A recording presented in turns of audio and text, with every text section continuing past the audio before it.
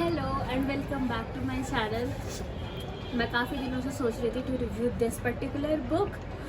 This is written by Czechoslovakian author. His name is Milan Kundera and the title of the book is Unbearable Lightness of Being. I highly recommend this book to all those people who love reading fiction. और इसमें भी अगर किसी को fiction plus बहुत ज़्यादा highly philosophical context पसंद हो, जिसको कैरेक्टर्स के साइकी के बारे में जानने में बहुत इंटरेस्ट हो कि अगर कोई कैरेक्टर इस तरीके से बिहेव कर रहा है तो क्यों कर रहा है, तो this is a book for them. Well, I don't want this book to read by those who are occasional readers or moderate readers. इसको एवरी रीडर्स ही पढ़े तो ज़्यादा बेहतर है और ये मेरे कोर्स का भी एक पार्ट रहा है. तो let's dwell into it. I don't want this video to be bit long. मैं जस्ट इसके बेसिक प्लॉट लाइन के बारे में बताऊंगा और क्या चीज़ मुझे अच्छी लगी, क्या चीज़ अच्छी नहीं लगी. The book revolve around its 4 characters, doctor Tomas, Sabina, Tereza and Franz. जो ये 2 कैरेक्टर्स हैं ना, doctor Tomas and Sabina, they are alike, quite alike, like they both are too much into having multiple partners, while Teresa and Franz, they are idealistic characters.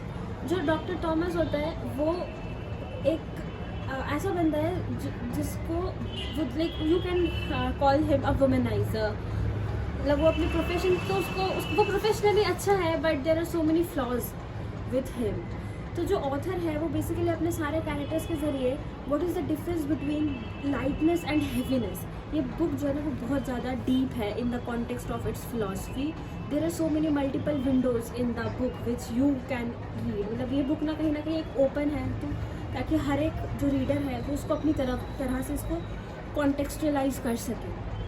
फिर वैसे ही अगर आप France को देखो, वो एक आइडियल पर्सन है जो बहुत ज़्यादा प्यार करता है सबीना से, but Sabina is somewhat completely different. जैसे कि इस बुक का जो पार्ट 4 है उसमें बहुत अच्छी लाइन है जो सबीना बोलती है, like she define so many different things. जैसे वो न्यूयॉर्क को डिफाइन करती है, उसी तरीके से बिट्रेल को डिफाइन करती है. तो बिट्रेल को डिफाइन करने के टाइम वो वैसा बोलती है कुछ, betrayal is not something which is wrong but it is something which is unexpected. अब अगर हम एक ऐसी डेफिनेशन को अगर मैं पढ़ूँ तो ये आई डोंट थिंक कि कोई भी नॉर्मल पर्सन इस तरीके से बिट्रेयल को टेक्स्ट करेगा कि ये अनएक्सपेक्टेड है लेकिन गलत नहीं है.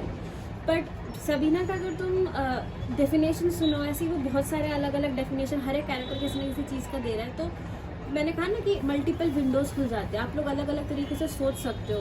उसके बाद दूसरी बात इसमें किताब में एक और बहुत ही डीप है कि किस तरीके से जो ऑथर्स होते हैं ना उनके पास एक बहुत ज़्यादा एक डिलीमा आ जाता है, how to pretend not to be the character yet to be the character. एक ये चीज़ भी है इस बुक के अंदर. एक और चीज़ जो है इस बुक में जो बार बार बताएगी वो है recurring, the concept of recurring. किस तरीके से जो चीज़ें हैं वो बार बार रिपीट होती है. जैसे कि ग्रीक फिलॉसफी में भी रहा है, ऐसा हिंदूज़ के अंदर भी हमें भी होता है कि एक चीज़ बार बार ख़त्म नहीं होती, वो एक साइक्लिक ऑर्डर में आती रहती है. तो ये चीज़ भी है इस किताब में. तो it is a very very very deep book. It is a very highly philosophical book in context of it's character, in context of the theme, in context of universality. I genuinely want आप लोग जब इस किताब को पढ़ो तो एकदम blank mind की तरह पढ़ो, ताकि इस बुक के सारे कैनोटेशंस आपके पास इस तरीके से आ जाए कि आप लोग ना अपने हिसाब से इस बुक को अपने सामने रख सको. इस बुक में जो है ना ये ज़िंदगी में बर्डन किस चीज़ का लेना है, किसका नहीं लेना, और कितना बर्डन लेना हमारे लिए सही है और नहीं है, ये पूरी किताब उसी के ऊपर है. So well, that's it for today's video. If you like the book and if you like my channel then please share my videos, do subscribe if you are new, and that's it. Take care.